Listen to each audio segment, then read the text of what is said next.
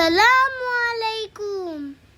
সবাইকে বৈশাখ জ্যৈষ্ঠ মাসের মিষ্টি শুভেচ্ছা।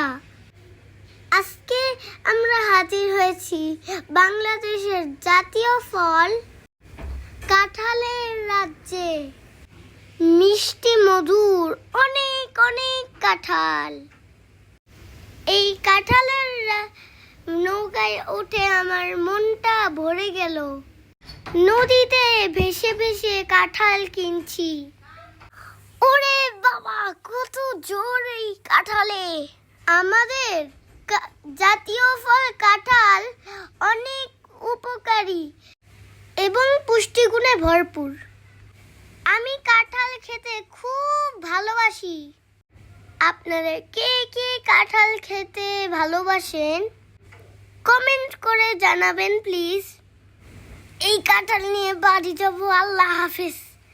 সবাই ভালো থাকবেন।